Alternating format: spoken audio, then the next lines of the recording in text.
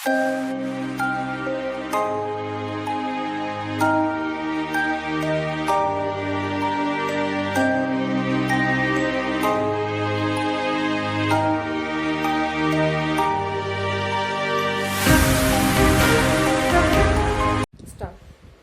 है आप सभी का सूरज कुमारी गाडोदिया द्वारा ऑनलाइन क्लास में।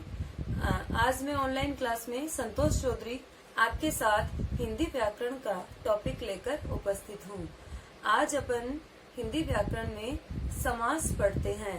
तो देखिए, समास शब्द से ही पता चल रहा है कि दो शब्दों का मेल है, सम और आस का। तो समास संक्षिप्तीकरण का ही एक पर्याय है कि किसी भी एक बड़े वाक्य को एक शब्द में प्रयुक्त करना समास कहलाता है। तो अब देखिए, समास का शाब्दिक अर्थ है सम और आस। सम और आस का शाब्दिक अर्थ हो गया पास में बैठना। आज का टॉपिक अपना है समास। दो शब्दों के योग से बना है सम और आस से, जिसका शाब्दिक अर्थ हो गया पास में बैठना।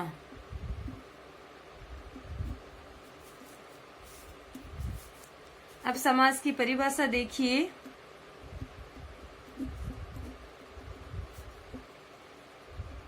दो या दो से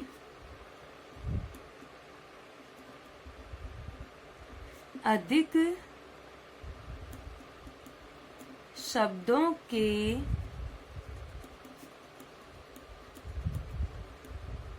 परस्पर होने वाले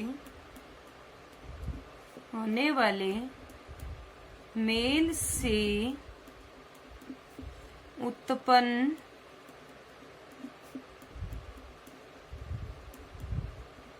विकार को समास कहते हैं। और बनने वाले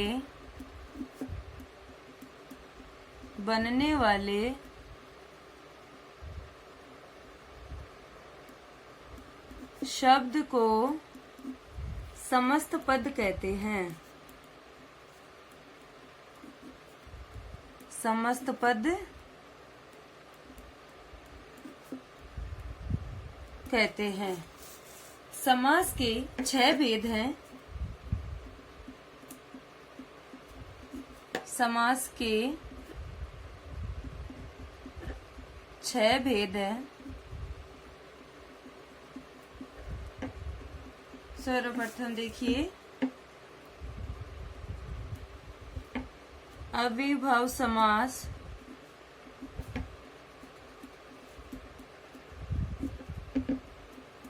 दूसरा है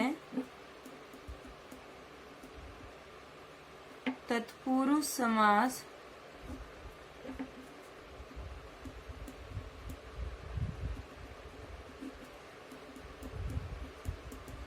तीसरा अपना कर्मधारय समास,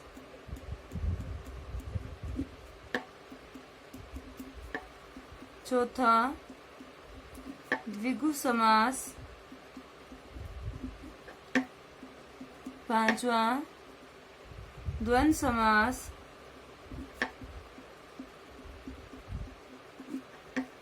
और लास्ट छठा अपना अंतिम है बहुव्रीहि समास।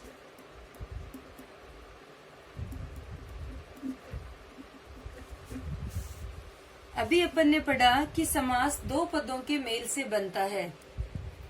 तो दो पदों के मेल से समास में दो पद है, एक तो प्रथम पद और दूसरा है उत्तर पद या दूसरा पद।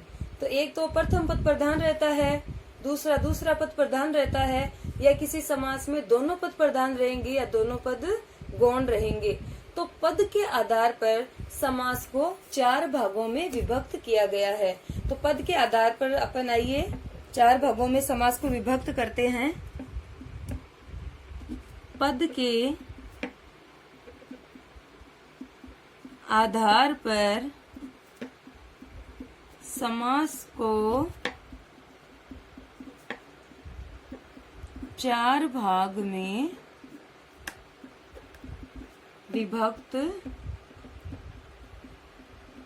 किया गया है। अब 4 भाग देखिए इसके। पद के आधार पर समास अपने 6 प्रकार के हैं। इन 6 प्रकार के समास को पद के आधार पर 4 भाग में विभक्त है। तो अपना सर्वप्रथम रहेगा प्रथम पद प्रधान या पहला पद प्रधान। दूसरा अपना रहता है उत्तर पद प्रधान अर्थात दूसरा पद प्रधान। फिर अपना रहता है उभय पद प्रधान। उभय पद का अर्थ हुआ दोनों पद प्रधान रहना, दोनों पद प्रधान रहना। और चौथा अपना रहेगा उभय पद गौण, उभय पद गौण अर्थात दोनों पद गौण रहना। दोनों पद गौण रहते हुए तीसरा ही कोई अर्थ निकलना। अब अपने सर्वप्रथम क्या लिया है पद के आधार पर? एक तो प्रथम पद या पहला पद प्रधान रहना, उत्तर पद या दूसरा पद प्रधान रहना, उभय पद अर्थात दोनों पद प्रधान रहना, उभय पद गौण अर्थात दोनों पद गौण रहना। तो प्रथम पद प्रधान के आधार पर अपना पहला समास आता है अव्ययभाव, अव्ययभाव समास। इसका पहला पद हमेशा क्या रहता है? प्रधान रहता है। अव्यय है उपसर्ग के आधार पर जिसमें कोई परिवर्तन नहीं होता, अर्थात प्रथम पद में कोई परिवर्तन नहीं होता है, ये अपना प्रथम पद है।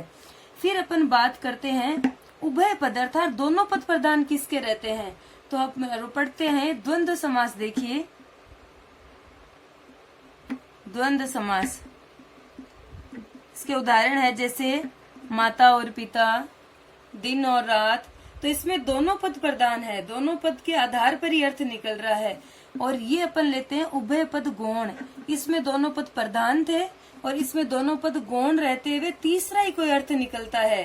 तो तीसरा अर्थ, तीसरे अर्थ की विशेषता किसमें? बहुब्रीहि समास में, बहुब्रीहि समास। अब अपने पास 3 समास आ गए हैं कि जिसका पहला पद प्रधान रहता है वो तो है अव्ययभाव समास, जिसके दोनों पद प्रधान है, उभय पद प्रधान है, वो क्या है? द्वंद्व समास। और जिसके दोनों पद क्या है? गौण और तीसरा अर्थ निकल रहा है वह बहुब्रीहि समास। अब अपने पास क्या बचा? उत्तर पद प्रधान अर्थात जिसका दूसरा पद क्या है? प्रधान है। तो बचे हुए समास कौन से हैं? तत्पुरुष समास,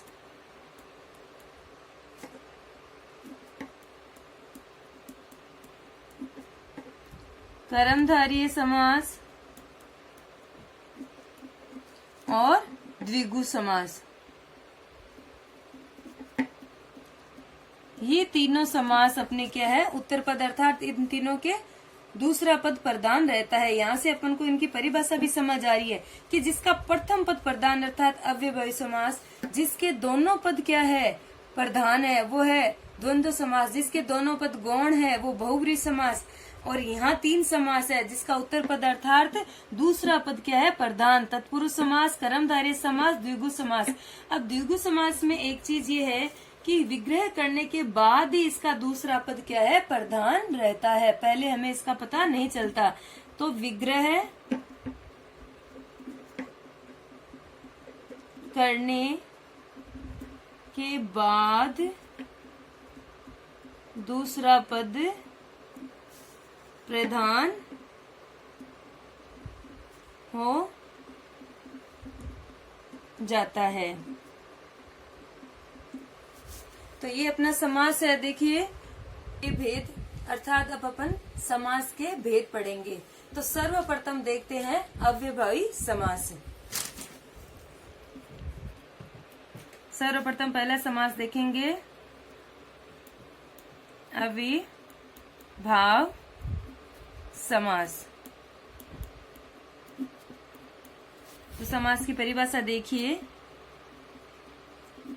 जिस समास का पहला पद अर्थात प्रथम पद अव्यय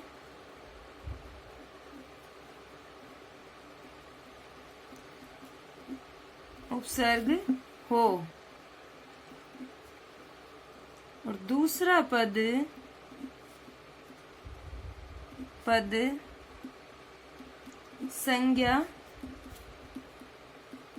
संज्ञा हो, वह अव्ययभाव समास होता है। अब यहाँ अव्यय शब्द आया है तो अपन ने अविकारी में पढ़ा था कि जिसमें कोई भी परिवर्तन नहीं होता है, अर्थात जिस समास का पहला पद प्रधान है, जिसमें कोई परिवर्तन नहीं होता, वो अपना क्या होगा, अव्ययभावी समास। और दूसरा पद संज्ञा नाम हो, वह अव्ययभावी समास होता है। अब अपन इसके उदाहरण देखते हैं। तो अव्ययभावी समास के उदाहरण, अव्ययभावी समास के उदाहरण देखिए। ये था, सर्वप्रथम उदाहरण लेते हैं यथा, कि जहां यथा शब्द आता है तो यथा शब्द अव्ययभावी समास, यथा शब्द जहां आता है, शब्द जहां आता है तो शब्द के अंत में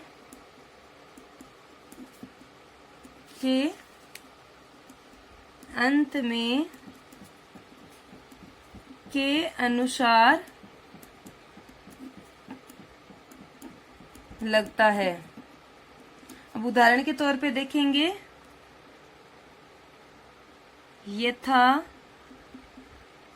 शक्ति, यथा समय। तो यथा पहला पद अपना परिवर्तन नहीं होगा, तो विग्रह करेंगे तो देखिए शक्ति के अनुसार, शक्ति के अनुसार, यथा समय पहला पद प्रधान है तो इसमें कोई परिवर्तन नहीं है, तो समय के अनुसार। इस प्रकार अपना ये क्या है, यथा उपसर्ग। दूसरा उदाहरण अपन लेते हैं आ उपसर्ग से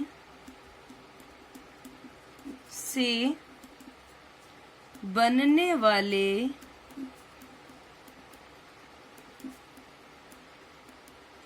शब्दों के विग्रह करने पर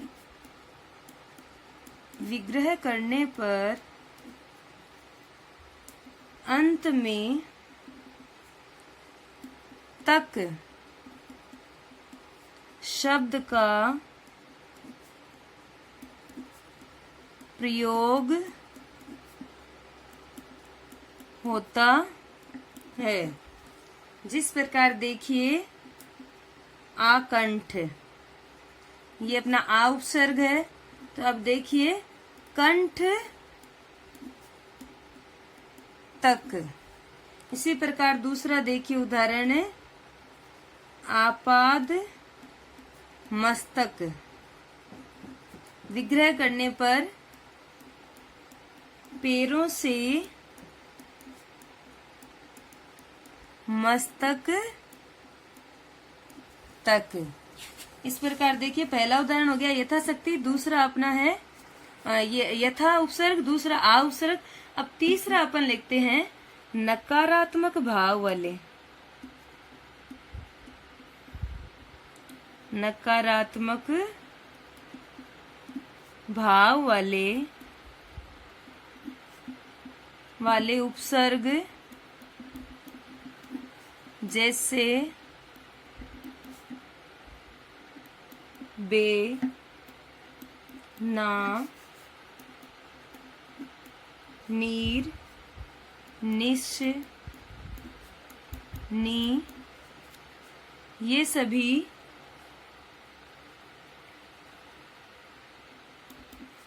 इन सभी के अंत में बिना या रहित शब्द जुड़ेगा विग्रह करने पर। उदाहरण पे देखिए, बेगम, तो बेगम का विग्रह करने पर गम से रहित। दूसरा अपना देखिए, निर्विवाद, बिना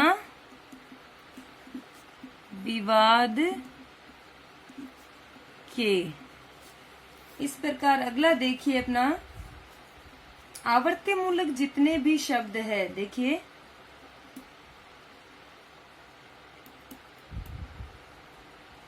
आवर्ती मूलक सभी शब्द, आवर्ती मूलक सभी शब्द अविभाव समास में आते हैं। इसके उदाहरण देखिए, धड़ाधड़, तो इसका विग्रह करेंगे धड़ के बाद धड़। दूसरा अपना होगा अनुसरण, तो विग्रह करने पर सरण के बाद सरण। फिर देखिए